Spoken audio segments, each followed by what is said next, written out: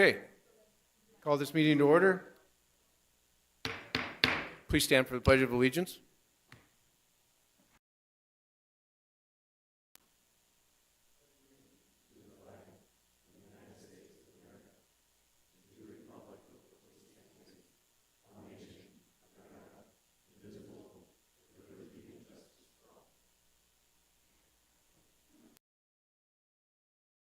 Clerk, please take attendance. All council members are present, Mr. Mayor. Thank you. Item 3 is approving the agenda for this evening. Entertain a motion to approve the agenda. So moved. Second. Been moved and seconded. Please call the roll. Doran? Here. Niemeyer? Aye. Rasmussen? Aye. Specker? Aye. Tiltonburn? Aye. Wendell? Aye. Avery? All right, we'll move on to open forum. In order to provide equal access to all during the open forum, each member offering comments during the open forum shall not exceed the allotted 3-minute period. Your time to comment has expired when the red light appears on the podium. No further comments may be made by a member speaking during the open forum after the red light appears. That being said, is there any member of the public who wishes to address the council and the public with an item that's not on tonight's agenda? Please come forward and state your name, sir. Sorry. My name is John Maines. I'm a resident of the city of Brookings, and I'm a former member of the Park, Recreation, and Forestry. My question to the council is, why hasn't the water problem at Edgebrook been solved?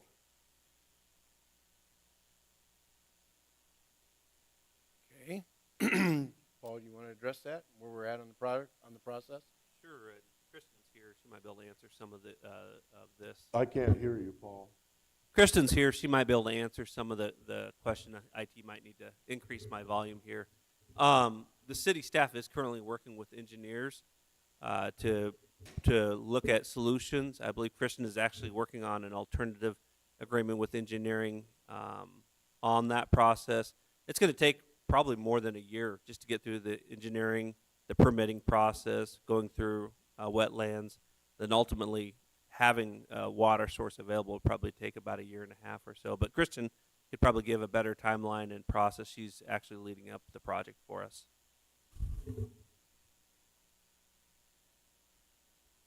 Mayor, members of the council, I'm Kristen. I'm the Parks, Recreation, and Forestry Director for the City of Brookings. Currently, the water sourcing project, we are, like Paul said, collecting proposals for the engineering design for the water sourcing that's boring over from the LG Everest ponds back over to the golf course. Those ponds are connected into some wetlands, so there's some additional environmental studies that we want to go through because we want to make sure we're in the best stewards of our land and our resources, and making sure it's a sustainable source for the long-term future of our city. And that's kind of where we're at right now. It's a long process, but I would add to that, City Council did budget roughly $800,000 in this year's budget for this project. So there's monies put aside for it, but it's just a lengthy permitting process to get the water source completed. Well, Paul, while I was still on the board, a consultant was hired from Sioux Falls. And what's the status of the consultant's report? How much money was spent? Is there still a contract? None of this appears in the city information that I have. Sure, that was discussed at the park board, and if you want, Kristen can probably talk to you more about it. That consultant that we hired was ISG. They did perform the initial analysis.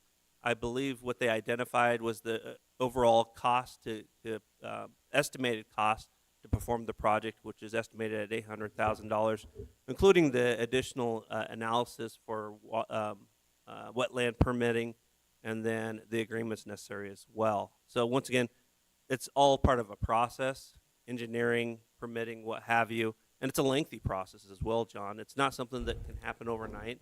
We also intend to give as many updates as possible, but maybe Kristen can provide more information on that. Well, when we started the process on the Park Recreation Board, we understood that the solution was going to be achievable in 2024. And it appears that you're a long way from that. And it appears to me that the city is dilly-dallying on solving the problem out there. I know that there were 3 dry years in a row where there's no water available for the fairways and the tees, and the golfers that play at Edgebrook have been very patient. And now you're going to give them a 4th year. I just think that's unacceptable. And I think the council should provide the right direction to the city manager to get the problem solved, to get the project moving. Thank you for your time. Any questions? Question?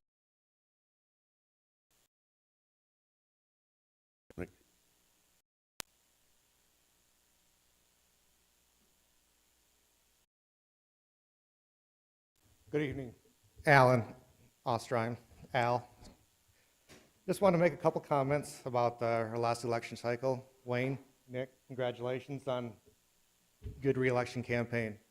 I wrote all this down because I had to keep my thoughts in under 3 minutes. Breakdown of what I saw, the voter turnout, is that 84% of our voters in the city of Brookings are unengaged. So out of that 16%, if you take those numbers, Wayne, congratulations, top vote getter. Somehow, even though we didn't debate, Nick and I think people chose between us. It was a 1.1%. That pendulum can swing anyway. So that tells me of the people who voted, 50% were fine keeping it the way it was. 50% thought, hey, maybe we need to do something a little bit different. But, you know, that just goes, the voter turnout, 16% is bad, and that's on all of us. I mean, that's a community problem that we all need to try to do better at. I have some ideas on what can be done with that after looking through the registered voters and stuff like that, but like I say, I think it's something that we all need to be better at, and we need to work together to try to get that figured out, because having people show up at the polls, the more people show up, the better it is for everybody. The entire campaign process was very encouraging for me, and I actually enjoyed it very much. I was happy to see that my public engagement platform was a little bit contagious. The process did take me out of my comfort zone, as talking to strangers and people I don't know is not natural for me. What I realize is that there are a lot of people in the population that are the same way.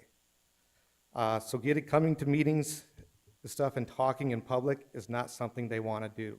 And that's where I think they're intimidated to participate. Gathering signatures and campaigning, it was very obvious that people all over the community definitely wanted to talk. They had opinions, they wanted to be heard, and they have the right to be heard. Back to the last meeting I was at, I didn't do my research ahead of time, so I couldn't comment. Eliminating public committees, that is not how you get public engaged, in my opinion. When researching a topic, the research needs to take place outside of City Hall. The research needs to be done by talking to the people. The city staff works for the city manager. The city council works for the 20,000 residents of Brookings. You need to go out and talk to the working people that have the working knowledge on these subject matters. Too many things are passed that end up with unintended consequences. The Brookings has a lot of regulations and ordinances that get passed that cause a lot of extra costs, and in the end, those costs get passed on. That's 3 minutes already? Mm-hmm. All right, I'll sum it up. The Speak Out is in the paper a week or so ago. I'm not saying those facts are true, but that data says a lot. We need to be better. The citizens of Brookings deserve better. Thank you. Any other comments from the public? All right, we'll move on. Consent agenda, approval of the consent agenda. Is there any items to be removed from the consent agenda? Seeing none, entertain a motion to approve the consent agenda. So moved. Second. Is there any public comment on any of the items on our consent agenda? Council have any questions or comments? Please call the roll. Niemeyer. Aye. Rasmussen. Aye. Specker, Aye. Tiltonburn, Aye. Wendell, Aye. Avery, Aye. Duran. Aye. Motion passes. Presentations and reports. We have an update on the Brookings Marketplace. Patrick Daly from Ryan Companies is here. Thank you for coming tonight, and give us what we got. Good evening, Mr. Mayor, council members. Again, Patrick Daly with Ryan Companies.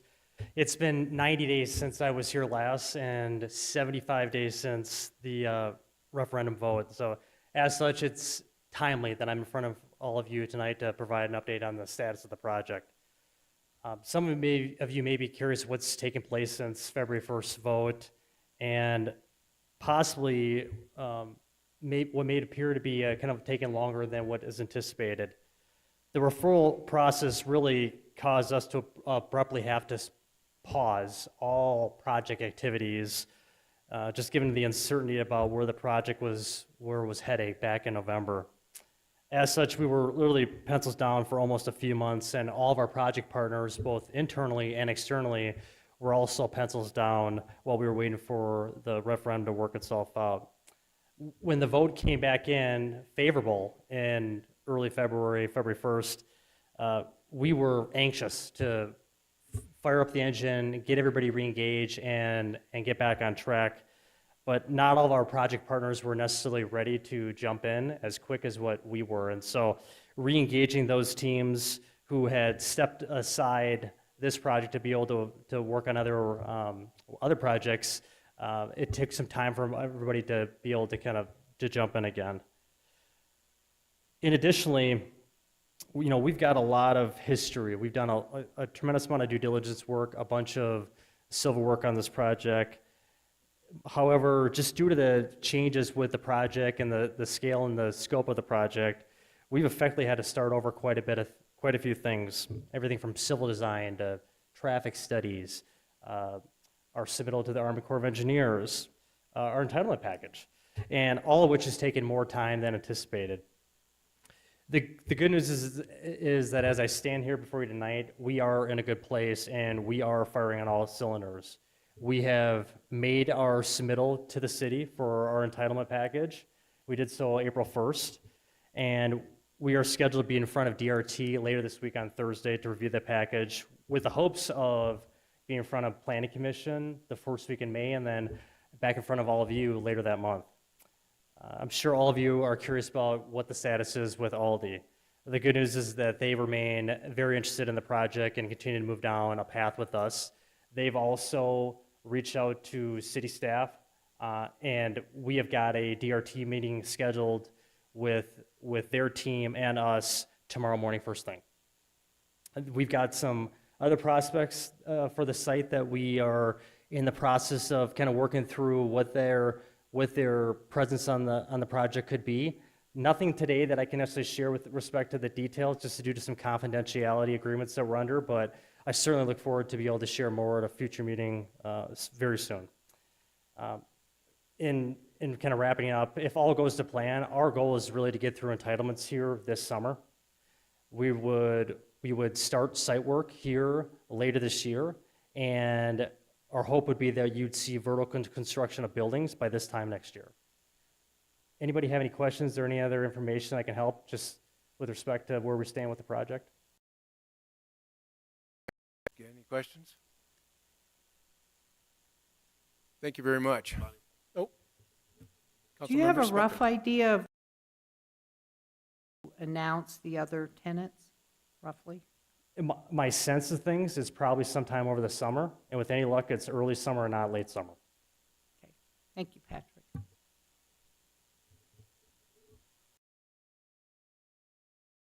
Thank you.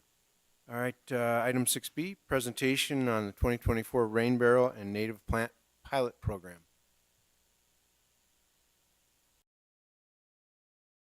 This item.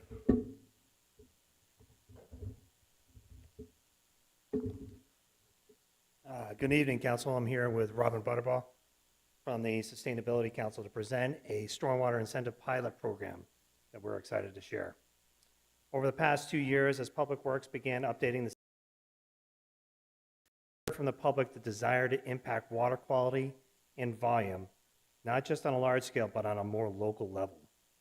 While the Stormwater Master Plan update identified numerous large-scale projects that would help address issues such as flooding, it became evident that there was a need to do something on a smaller scale where homeowners could participate in. Research of other communities in the Midwest identified several incentive programs that we then tailored to fit Brookings. Starting on a smaller scale, we identified rain barrels and native plantings that homeowners could easily implement on their property and make a difference. Use of rain barrels can help homeowners to reuse water runoff from their roofs that normally runs down the storm sewer, collecting pollutants as it travels. By using rain barrels, a resident can help break this cycle. Native plants are also a great way to reduce water runoff and help improve water quality by filtering stormwater. Native plants are also drought tolerant, reducing the need for water and fertilizers. Partnering with rainbarrels.ca, we were able to offer a variety of barrel types and configurations at a discounted price. To incentivize this program, the city is offering residents a $30 one-time discount to purchase barrels from the website. This website will be open for 1 month starting on April 22nd, allowing residents to pre-order their barrels for a pickup event scheduled tentatively for June 8th at the street department. For native plants, we are partnering with our local nurseries to provide a reimbursement program for native plant purchases ranging from $125 to $250. Starting on April 22nd, residents will be able to pick up vouchers that they can use for reimbursement up to 50% once approved native plants are purchased within the prescribed values. Vouchers will be limited to the first 40 people. Information on both pilot programs can be found on the engineering website. And I'd also like to mention that both these pilot programs would be first for the state. I'm here for any questions that council may have. I have a couple questions. You had a rain barrel program a couple years ago, and I know some people that have these. And one of the biggest issues with them is getting the water out of them. Like, they have spigots at the bottom, but if you then, put the end of the hose above, like if you're going up, then you can't get, there's no real easy way to drain the water out other than filling up a can type. Right. Is the Sustainability Council going to give any information on ways to make that work?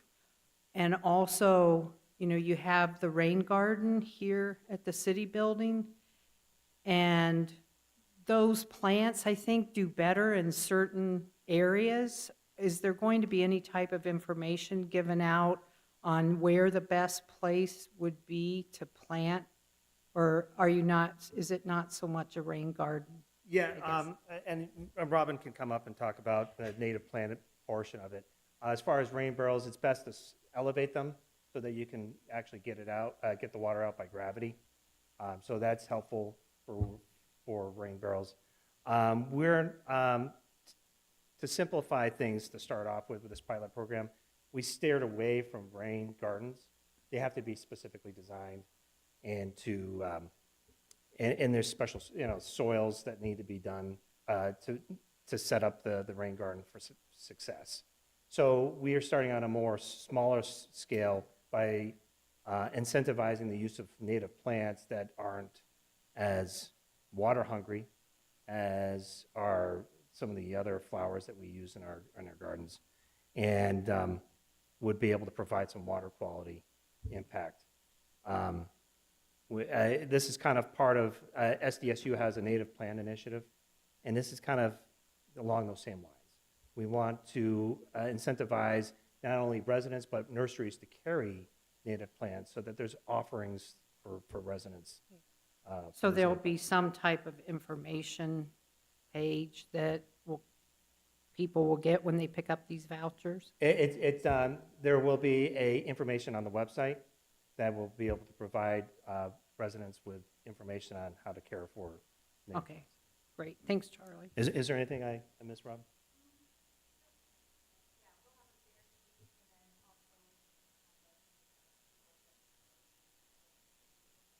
Robin, would you mind coming up to the microphone, please? Thank you, Mayor and Council. We are planning to work with the Native Plant Initiative, and they will provide a fact sheet and kind of a care sheet for the different plants that will be available. And we will also have a table that shows the plants and the different soil and sun conditions that they will grow best in. And as Charlie mentioned, these aren't specifically rain garden plants. These are plants that can go in, varying locations, sun, shade, things like that. But the main goal is just to have native plants that have these variety of benefits for water conservation. Thank you.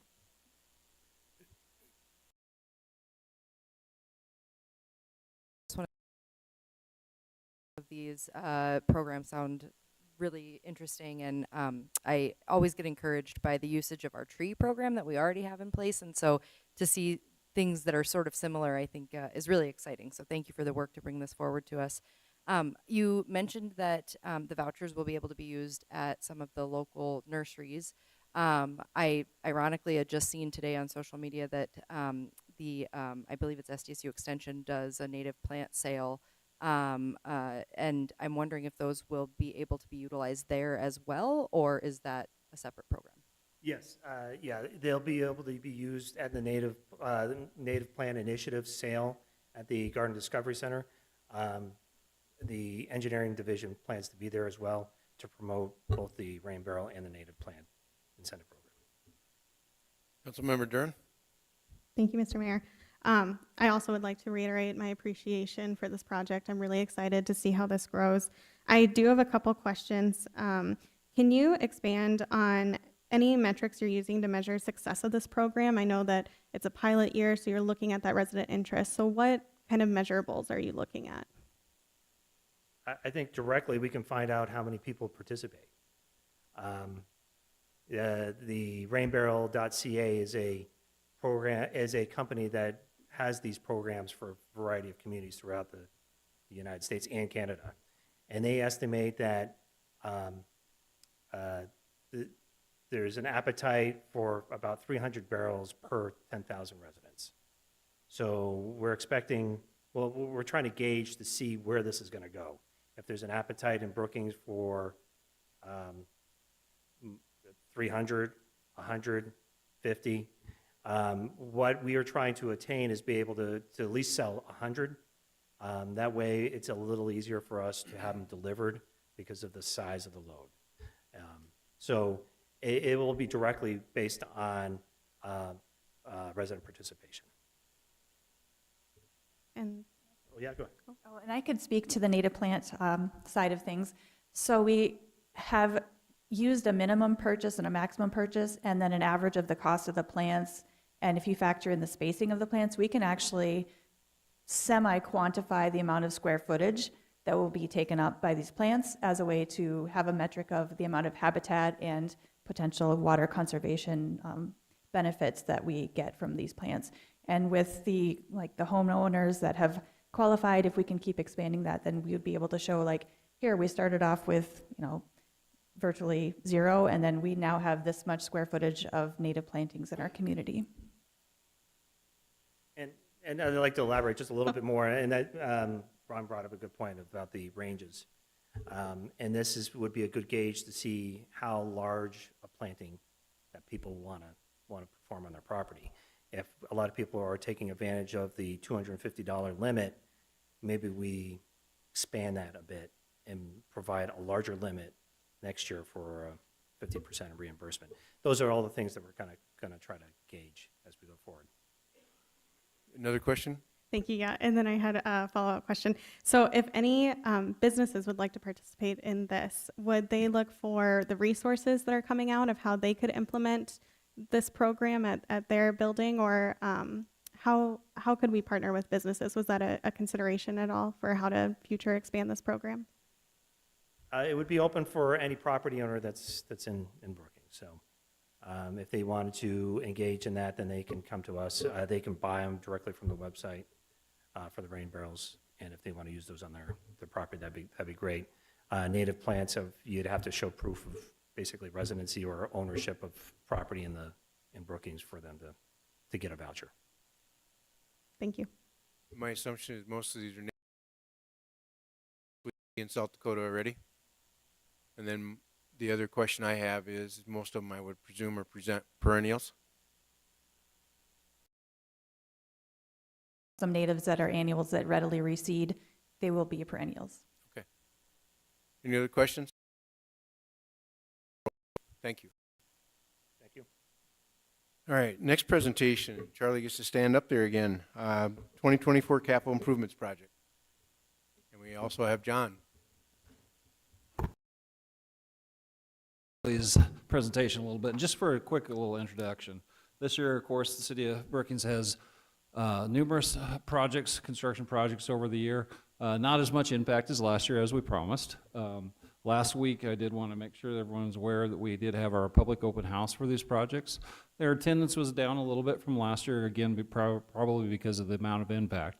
But I can state to you, the 30 or 35 folks that did attend were very appreciative of us doing this outreach, and just thankful that they were able to talk directly to the engineers and get their questions answered. So this year, instead of doing a storybook, Charlie and I were discussing it and said, well, you know, we have this great Brookings Community Construction.inf website. Let's walk council through that, and that way the community can also see this. Tonight, we're not going to go through all the projects. We're just going to go through a couple of the more impactful ones and just make it short and sweet for you. But I will be Charlie's assistant from here and turn it on to him. We'll open up this Brookings Construction, if I can find the Toolbar comes up. there we go. All right, so that we have for 2024. One being the University Boulevard and 22nd Avenue Gravity Sewer Project, and the second being the traffic signal and ramp replacement at the intersection of Main Avenue and 12th Street South. 2024 marks the second year of the University Boulevard and 22nd Avenue Gravity Sewer Project. This project includes sewer and streetscape improvements along University Boulevard and 22nd Avenue from University Boulevard to Miller Parkway. This year, work will resume on University Boulevard and travel to the east to 22nd Avenue, where it will turn to the north to Miller Parkway. Starting at the beginning of May, University Boulevard will be closed to traffic. In mid-May, 22nd Avenue will be closed as well for this work.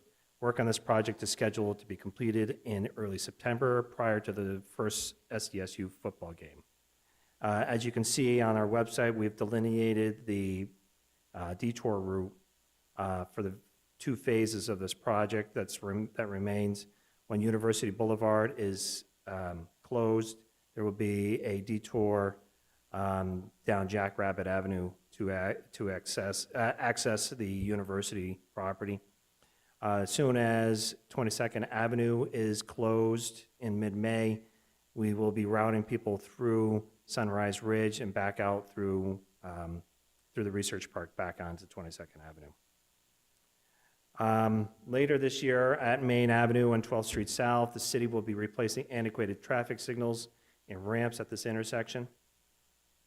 Work is planned for this fall. Although lane closures will be needed, Public Works does not plan to shut the intersection down for any of this work.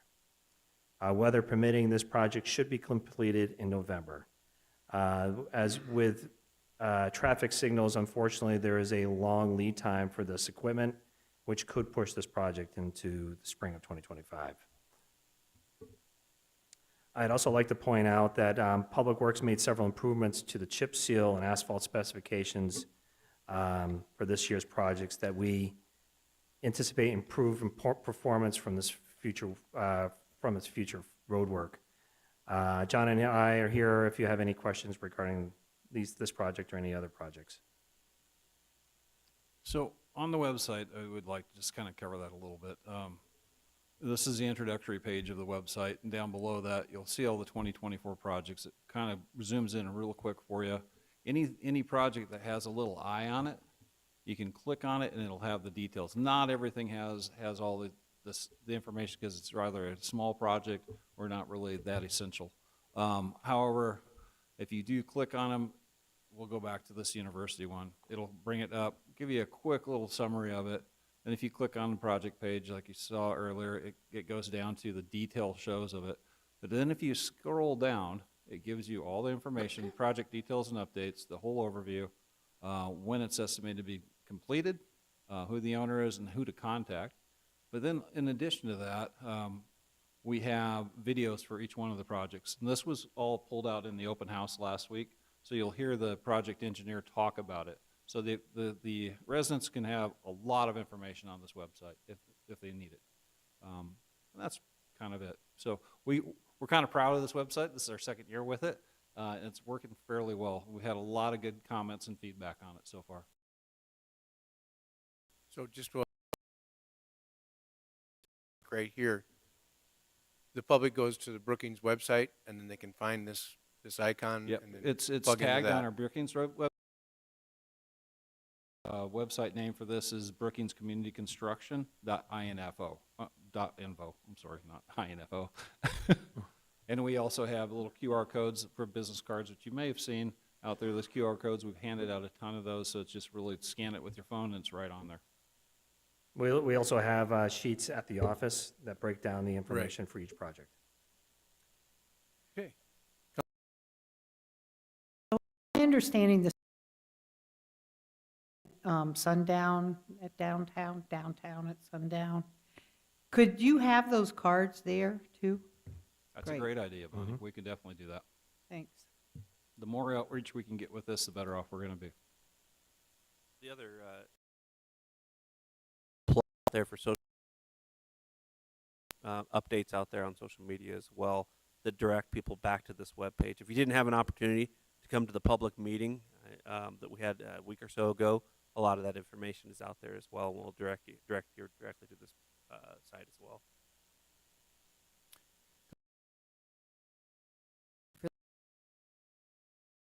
Keep one of those little QR code cards with me, and whenever folks are asking me questions about some of the construction projects going around town, I pull that out, let them scan it. So thanks for keeping it updated and keeping our community informed. Councilmember Wendell. Thank you, Mayor. I had a question about a couple of the other projects that are on the list. I know that you're piloting the slurry seal Yes. on a couple of streets this summer. Can you talk about the difference in that product and how you identified the streets where you're going to pilot that product? Okay, yeah, so we've identified 3 streets to perform this pilot program on. We're going to be doing 5th Street South from Madera Avenue to 17th Avenue. We'll be doing 32nd Avenue from bypass to the dead end. And then we'll also be doing, we'll also 8th Street South to 20th Street South. So unlike chip seal, which is going to be more involved in, I'll explain this a little further when I do the award for the chip seal specifications to provide better performance. Unfortunately, that is a more extended period for construction and disturbance for traffic. So slurry seal, one of the benefits of slurry seal is that you can apply the slurry seal and with hours you can drive on it. And then you're all done. So we focused in on more high traffic roads that we could minimize the traffic disruption for these streets. 22nd Avenue is a great example of that. We don't want to shut that for days when we're performing the sealing of that roadway. So that's one of the benefits of slurry seal. It's a little different process than a chip seal, as some people have noticed. When they do chip seal, they apply the oil, and then they come back and apply the chip, which can be dusty and a nuisance. And then later on, we come back and sweep it. Slurry seal is applied by a paver, a specialized paver. It's all basically the chip and the emulsion mixed together, and it's applied like you're paving a street. And like I said, it sets up relatively quickly, and it minimizes disruption. So as part of the pilot program, we identified the higher traffic streets for it, and we're going to just judge that performance, the performance of that slurry seal and some of the things that we may encounter with slurry seal versus chip seal that we've done in the past and chip seal that we do this year. So ultimately, to extend on that a little bit, so our ultimate goal is to look at this pilot versus our revision to our chip seal this year, and the cost too, and the variance of benefits that we get out of it. So ultimately, in the future, we may just switch over just to a slurry seal. The slurry seal, like Charlie said, is just kind of like a pavement. It's got an aggregate in it, so it really armors the road really well, and it seals the road up. So we'll see at the end of this construction season what the residents and the council feel on the variance between the chip seal and the slurry seal, and go from there.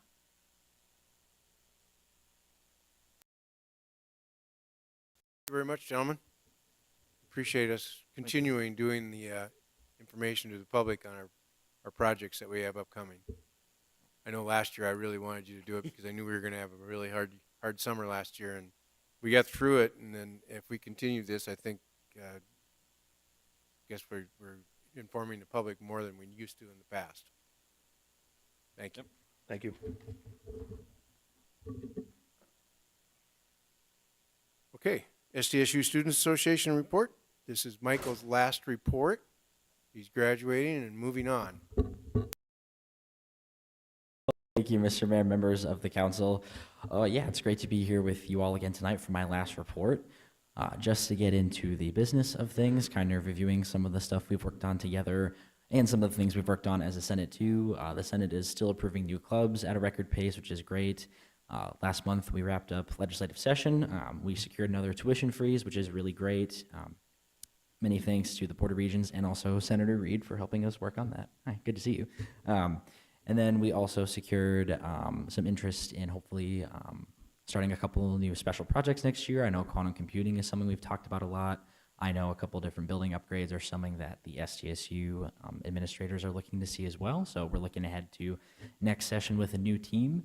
Before I get into the new team though, something that we partner with the city on is the Student Promotion Fund. Each year, the Government Affairs Chair is given kind of a couple of different goals. One of the goals that I identified this year was to spend $50,000 or more out of that fund, and this year we spent about $68,000 of that fund on student-led events, helping bring people into the community, so that's something that I'm really excited about, something I'm really proud of.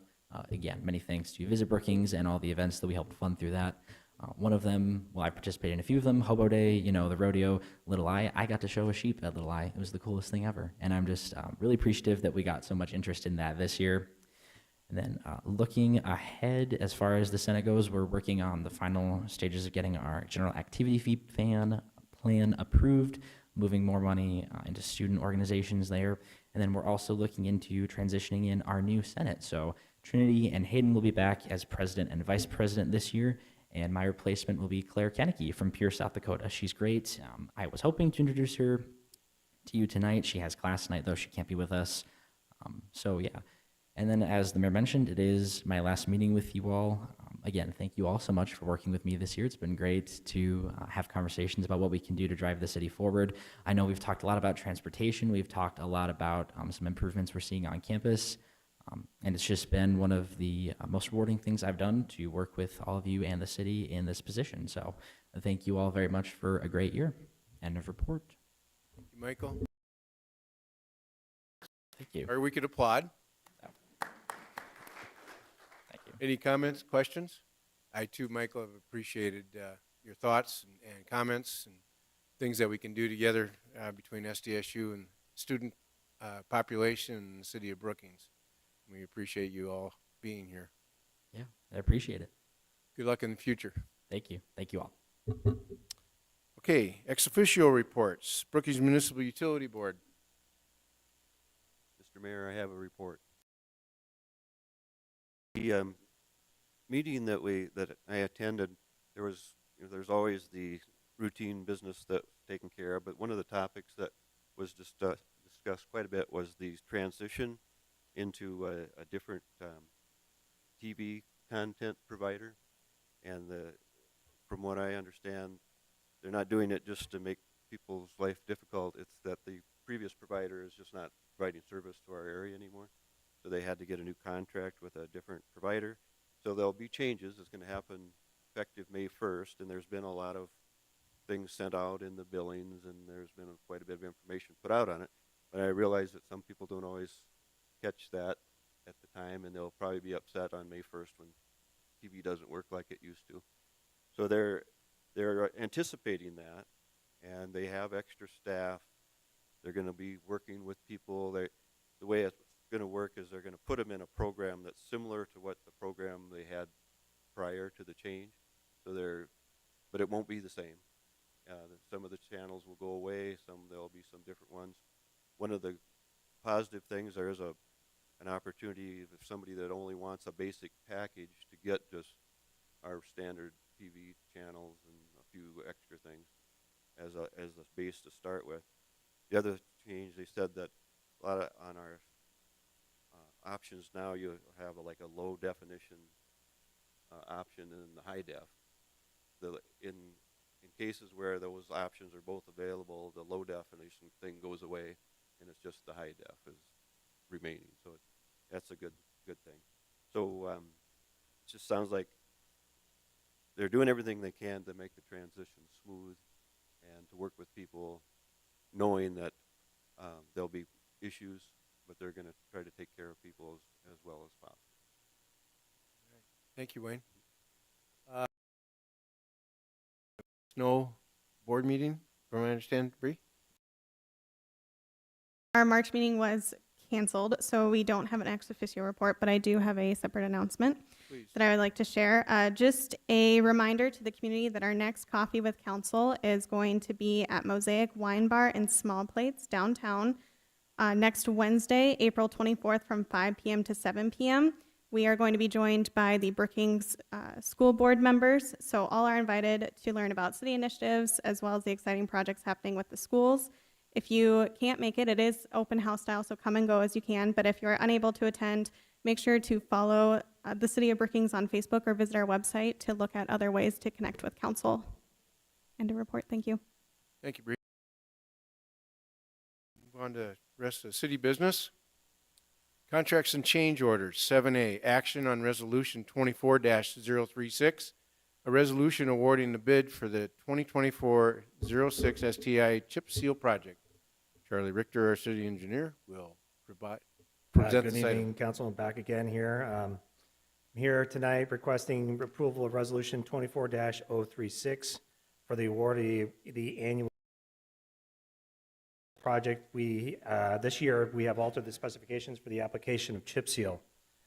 Just like we alluded to earlier on at the meeting, in years past, we applied the chip to the streets and then swept the chip approximately 2 weeks. Often created a nuisance from dust and a safety hazard for vehicular traffic. After partnering with Banner to revise these specifications, we outlined an improved process that will help eliminate these issues. This year, within 24 hours of the application of chip, the loose chips will be swept up. Approximately 48 hours after that, the contractor will apply what they call a fog seal, which is a light coating of oil that will help the chip adhere to the roadway and will extend the life of the chip seal. This revised process does extend the project a few additional days in which parking will be prohibited. We will examine the performance from this revised chip seal process and compare it to prior year's chip seal and this year's slurry seal project to determine if the revisions provide the expected performance. This year's lowest bidder is Bituminous Paving, Inc., with a low bid of $523,490. Public Works recommends that Bituminous Paving be awarded the contract for this year. Thank you, Charlie. Entertain. Second. So there is information on the item agenda that says what the other bids were in the engineer's report, correct? Correct. Okay, and there's also information on a memo that completely explains all this? Yes. Information out. A little bit of disruption in this new process, but we feel it's going to add performance to our chip seal. Is there any public comment on this item? Council have any questions? Please call the roll. Rasmussen? Aye. Specker? Aye. Tiltonburn? Aye. Wendell? Aye. Avery? Aye. Dorian? Aye. Niemeyer? Aye. Motion passes. On to first readings, we have none tonight, and we'll go to ordinances, second readings, and public hearings. Public hearing and action on ordinance 24-008, an ordinance to amend Chapter 94, Article 4, Division 1 pertaining to Section 94-133 related to the elimination of drive-through services for permitted special uses in the business B2A office district. Mike Struck, our community. Thank you, Mr. Mayor and members of the council. The ordinance amendment before you tonight is essentially as a result of discussions that occurred with our planning commission during a recent rezoning process, as well as some discussions that occurred at the council level in regards to drive-through zoning district. The B2A is kind of our buffer district for commercial uses between residential areas and higher, more intensive commercial zoning districts. Primarily, the discussion centered around drive-throughs and the appropriateness of those in relation to the spatial relation to residential areas. And through the discussions, really there wasn't a lot of desire to continue to allow drive-through services in these areas, primarily because of the noise that's associated with the ordering cars that are just constantly moving through the drive-throughs, idling, and the proximity. So, excuse me, staff took that under consideration, listened to that feedback, made the amendments, decided that as a permitted special use, which is a use allowed by right, provided they meet some of the specific criteria that are outlined in the ordinance, you can do that. And with some of the uses, they're allowed, they just cannot have a drive-through. And so that's the only really change that we're making is elimination of the drive-through options for coffee houses, hair salons, service, and a couple other little things. With that, it does come to you as a unanimous recommendation from the Planning Commission, and the Development Review Team supports the request. I stand for any questions you may have. Motion to approve. So move. Second. Second. Moved and seconded. Open public hearing on this item. Is there any public comments on this item? Public hearing closed. Council, have any questions, comments? Councilmember Rasmussen. Drive-through that are currently zoned? Yes, Scooters Coffee on 22nd Avenue is a B2A, and so that would put them into a non-conforming status, which the non-conforming status means that any expansion they'd want to do to the footprint of their building is limited to a maximum of 25% of the existing building footage. So if they wanted to do a major expansion, we could look at rezoning options, variance options, or they can stay with their model of a very, very small footprint and focus on turning the product over as quickly as possible. Good question.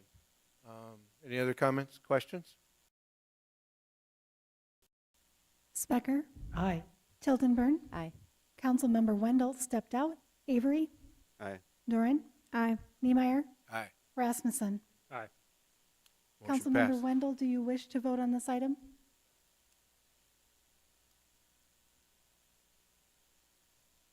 Yes. Thank you.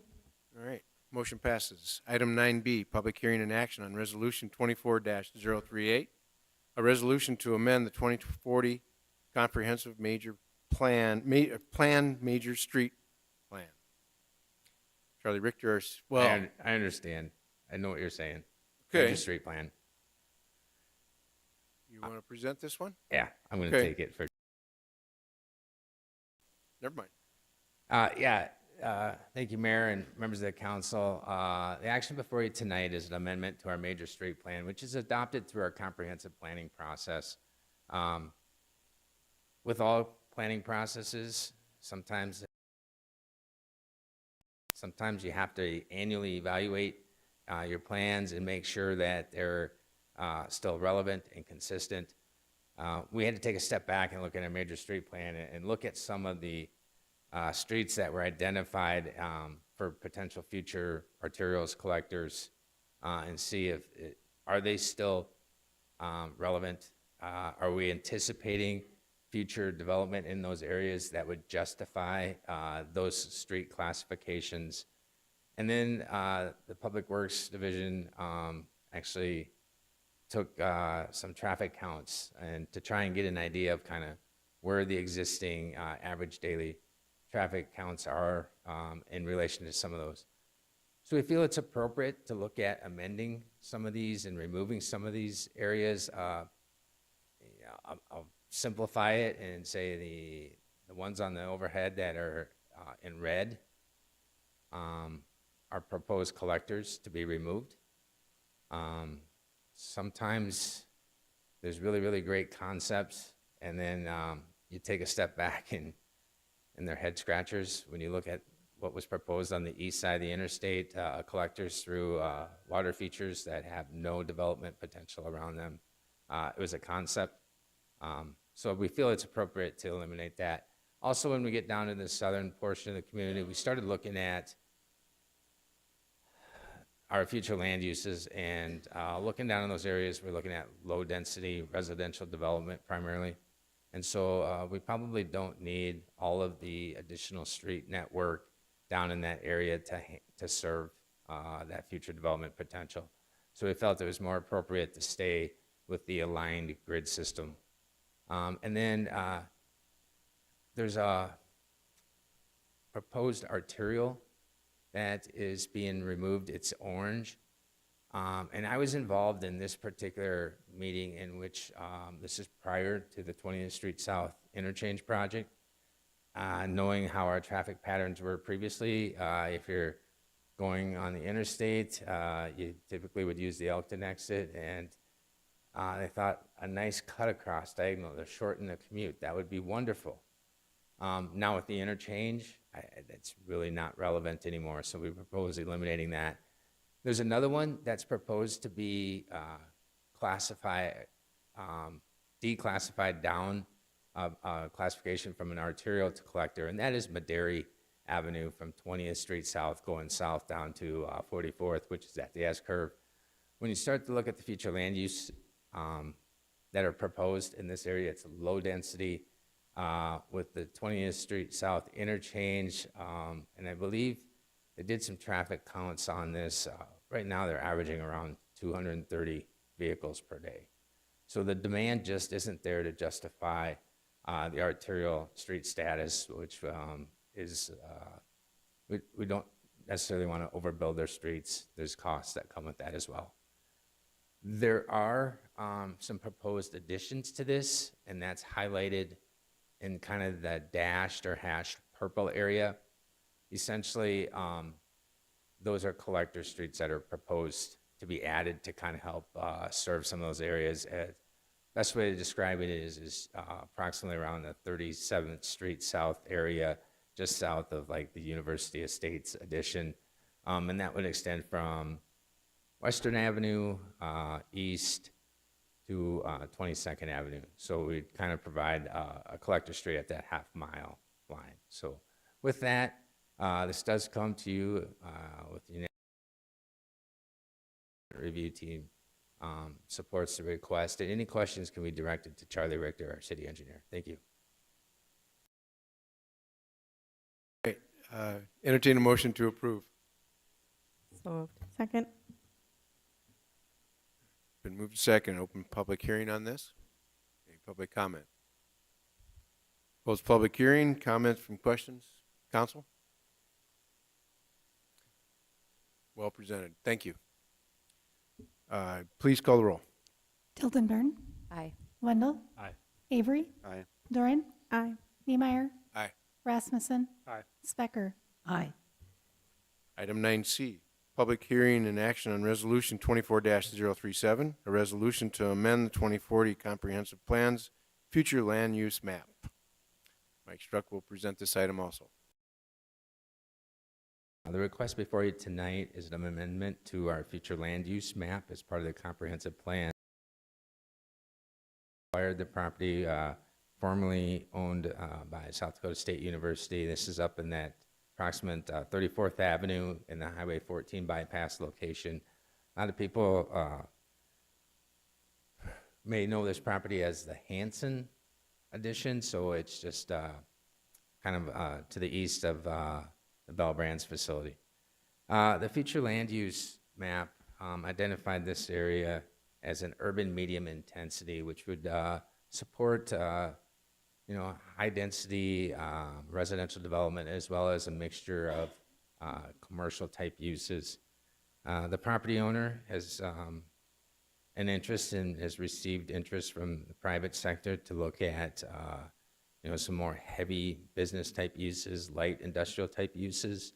And with the future land use as an urban medium intensity, it would not support those rezoning requests in the future. So this is kind of the first step.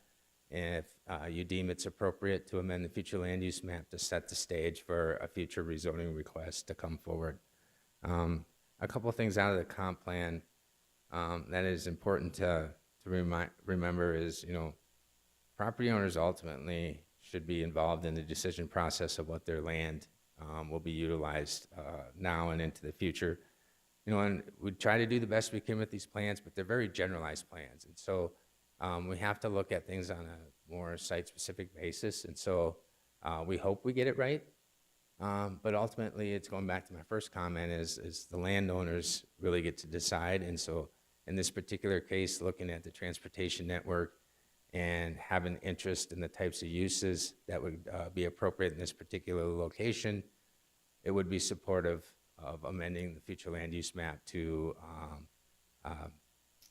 light industrial / business park future land use. So it does come with a unanimous recommendation from the Planning Commission request, and I'd stand for any questions you may have. So moved. Second. Been moved and second. Is there any public comment on this item? Seeing none. Questions from council? Comments? Councilmember Specker. How close watershed for BMU, the well land? This is considerably north of their wellhead fields. So if you look on the portion that is directly below the red line, that's where the new water treatment plant is Right. being constructed. So it would be north of there. So it's out of their, I guess, upstream from their well fields. Okay, thank you. So, Mike, this would be labeled zoning-wise. How will this be labeled then? Is they're probably going to make a request for like a light industrial type zoning, which is similar to what Bell Brands would be zoned. Most of the property on the east side of the interstate, south of 6th Street, is all I-1 zoning, with the exception of the frontages right along 6th Street. Those are more B3s. Sure. But the I-1 is more of your light industrial district area. All right. Thank you, Mike. Any other? Call the roll. Wendell, Aye. Avery, Aye. Durin, Aye. Niemeyer, Aye. Rasmussen, Aye. Specker, Aye. Tildenberg. Aye. Motion passes. All right, we'll go on to item 10, other business. Item 10A, action on 2021 to 2026 City Council Strategic Plan. Paul Brusino, our city manager, will present this item. Good evening, Mayor, City Council members. Strategic planning session with the department heads of the city. The outcome of the session includes new City Council vision, mission, evolved strategic plan. The City Council's vision now reads, "We aspire to be an inclusive, diverse, connected community that fosters creativity and innovation, sustainability, and high quality of life for all." The new mission states that we will provide a high quality of life through exceptional services and proactive solutions. The City Council strategic plan still contains the 5 core areas of fiscal responsibility, safety, service and innovation excellence, sustainability, and economic growth. The council further defined the 5 strategic areas and goals. City department heads worked thoroughly to develop objectives that would achieve the council's goals. These objectives are included in the presented plan tonight, with identified departments associated with each objective. The public and council can see the plan in action at every council meeting with the detailed memos. Each memo reflects how each item works to achieve the council's goals.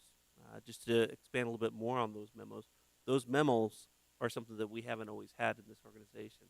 They not only provide a summary, a background, detailed synopsis of the item at hand, a financial impact, a legal impact, and now the impact to the city council strategic goals. There's often many hours that go into these memos to help not only educate the council, but also the public. And now we'll be able to reflect the city council's strategic plan. If approved, staff will place the plan on the city council's webpage, and in January, city staff will update the presented plan with a percentage of specific work completed, including specific tasks as well. Staff does recommend approval to the city council's updated strategic plan. Thank you, Paul. Entertain a motion to approve. So moved. Second. Been moved and second. Is there any public comment on this item? Seeing none, council questions, comments? All right, please call the roll. Avery, Aye. Durin, Aye. Niemeyer, Aye. Rasmussen, Aye. Specker, Aye. Tildenburn, Aye. Wendell. Aye. Item 10B, Action Resolution 24-033, a resolution of support for the Brookings Parks, Recreation, and Forestry Department to apply for the Land and Water Conservation Fund 2024 grant cycle. Kristen Zimmerman, our Park and this item. Thank you, Mayor, members of the council. The resolution before you is to support the Land and Water Conservation Fund grant application for a Brookings inclusive. Will be used to help us build a large destination playground, restrooms, and a splash pad at the Fishback Soccer Complex. Other park amenities could include shade structures, a sensory garden, a mini pitch. All, of course, it's a fundraising project, so as funding allows. Projects like this, just so you're aware, are very expensive, and this is just the first initial step of a larger fundraising campaign for this inclusive play space. These proposed park improvements will be designed with careful consideration for individuals of all abilities, ensuring that everyone in our community has the opportunity to enjoy its amenities and activities. We envision play areas that go beyond mere accessibility compliance, but ones that offer true inclusivity, social interaction, and active engagement for people of all ages and backgrounds. During the May 21st study session, we'll go into greater detail about this project and unveil project designs. What you're seeing in the backup in this item are preliminary designs, and they will be changed based on feedback we receive from the public. In the coming months, the Park Recreation and Forestry Department will be meeting with stakeholders, community groups to ensure we are meeting the needs of our community with this project. I would encourage any members from the public who want to become involved to reach out to our office and become a part of the project.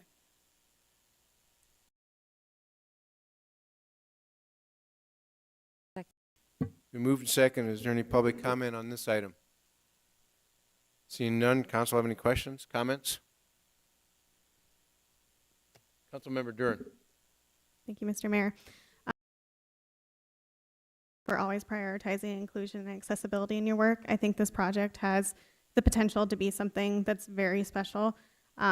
This may be more discussed at the study session, but I wondered, looking at the expenditure list, is that in a priority list? You mentioned previously in the memo that the initial phase would be a playground, splash pad, and restroom. So I wondered if it was broken out into phases or it was just, that's the total list. That's the total list. It's not necessarily prioritized. Like trail connectivity has different funding mechanisms that we could go after. So depending on where funding allows, we're gonna build things that may happen sooner rather than later. Sure, thank you. And then follow-up question, do you have a timeline of when you would apply for and learn about the results of this grant?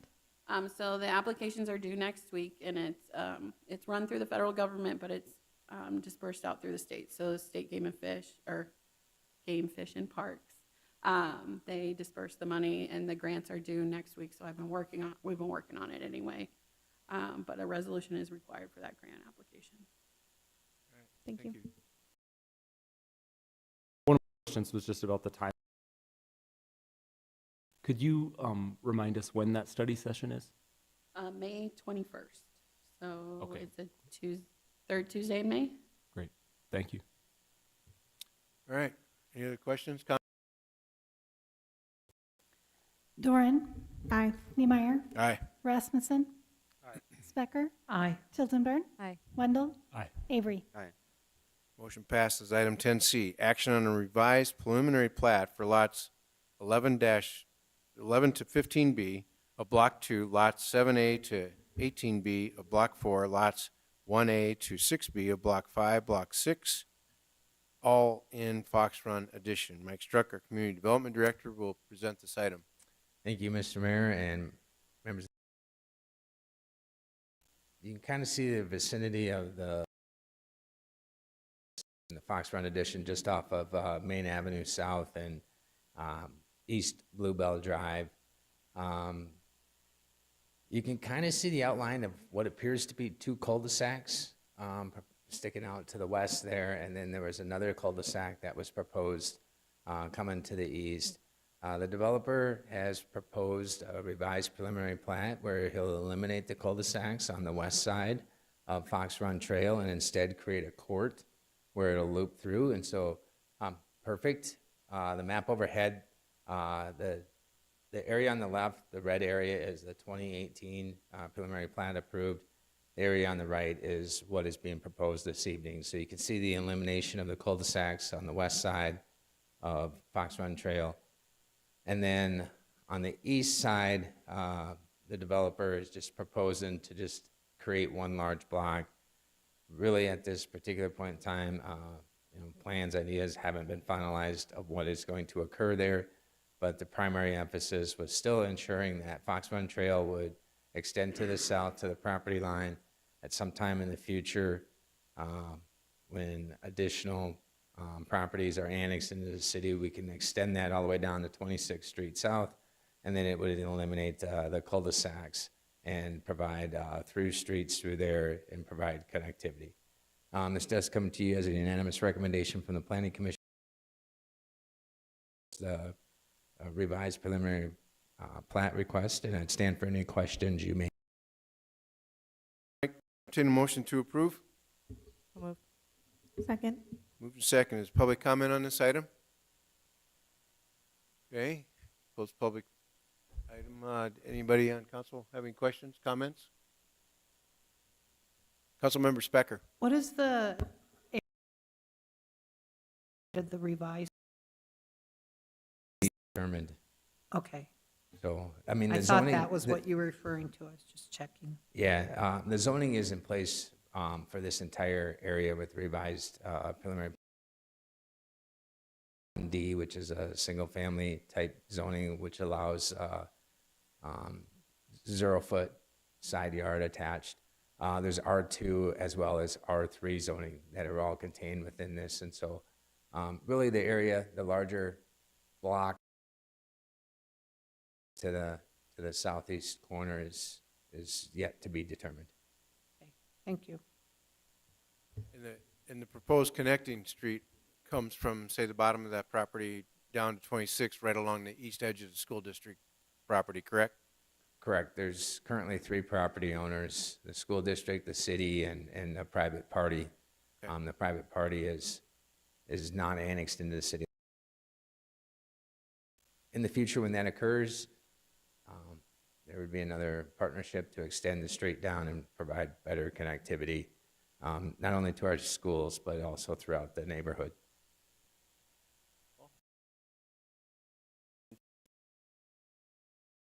Better use of land and connectivity within the neighborhood. So, thank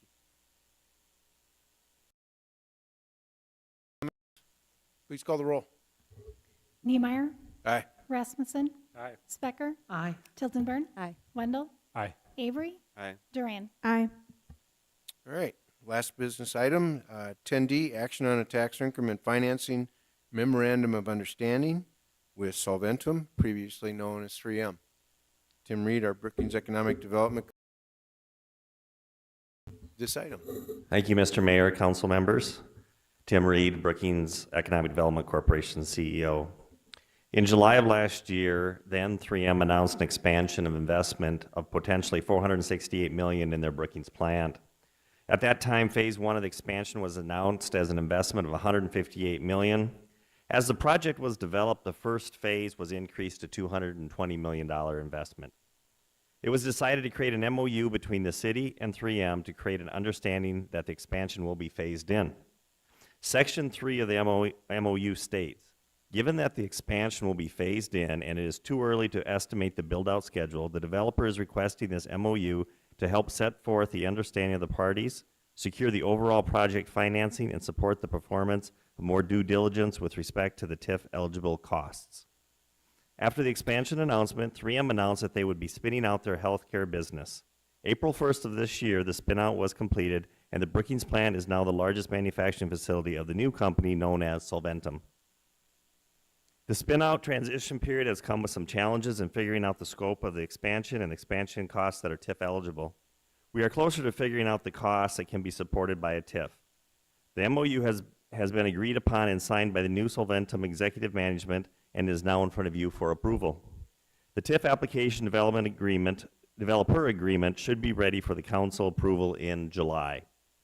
The current phase of construction will add or retain a total of approximately 50 jobs over the next 5 years. Over the past 5 years, Brookings has added 591 jobs. Employed individuals rose from 13,073 in 2019 to 13,664 in 2023. And over the past 5 years, average income has grown 23.5%. Smart investment using TIF for housing, city, and industrial growth by the city has led to a strong local economy. When 3M broke ground in 1969, it was the start of Brookings becoming a town known for manufacturing. Currently, almost 3 times as many are employed in manufacturing than any other jobs in Brookings. Brookings manufacturing job growth has played an important role in the growth and diversification of the local economy. I ask for your approval of the MOU to support economic growth in Brookings. Thank you. Thank you, Tim. Entertain a motion. Moved. Second. Moved and second. Is there public comment on any of this, on this item? Close public comments. Questions, comments from council? Councilmember Specker? New jobs there are with this? You mentioned 50 remaining or new? Right. What has happened is there was a portion of their business back when they were 3M that was sold off. And so those jobs were going to go away. And so this expansion has the positions to retain those jobs plus add some more. And so that's where the approximately 50 jobs come from in this first phase. All right. Councilmember? Just a as the transition to the new name of the company, will they be doing new signage and that kind of thing at the entrance of the 3M? Yes, it's my understanding, and the city manager and the mayor were involved in a meeting that the Solventum Government Affairs, brand new Government Affairs folks came to Brookings, and they had commented that they had plans to put a sign up quite early. It should be happening the next few weeks, although I think there may have to be a review of that sign for them to make sure that, of course, it fits city ordinances and codes. It'll be green, so that'll be the big difference.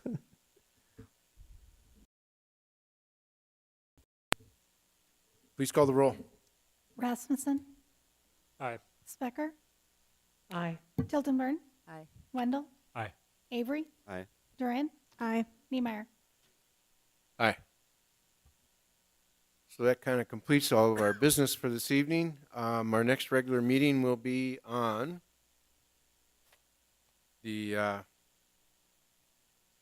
23rd, next week. And then it starts at 6 o'clock.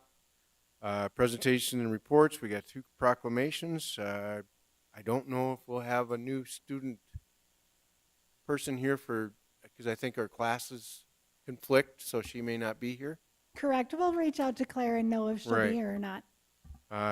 Police Department, we have pinning ceremony, new officers, contracts change orders. We have a bid award for 12th Street South intersection project, bid award for the concrete maintenance project, bid award for landfill equipment storage building. We have no first readings at this time, nor do we have second readings. And then other business, we are going to accept the 6 Mile Creek feasibility study, Will there be more of a review on that, Paul? Okay, in May. All right.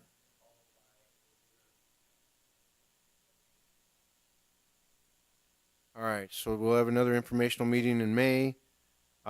Discussion and possible action on on-sale liquor license fee, discussion and possible action on on-sale full-service liquor or restaurant liquor license fee also. And then also city progress report from our assistant to the city manager. With that being said, is there any future topics that the council would like to discuss? Council, or Paul? I would just recommend, John had water source. Christian's going to be at the May 21st work session. I would ask and recommend that we include the water source project as an update to council. We'll be in the swing of things with the golf course. It's a great opportunity to give an update to the public where we're at with that project. There's been a lot of great work done over the last 6 months. I couldn't quite articulate that with John here. I think it'd be a great opportunity to let the public know where we're at with that project. All right. No action necessary. Any other comments, questions, suggestions? All right, entertain a motion to adjourn. So move. All those in favor say aye. Aye. Meeting adjourned.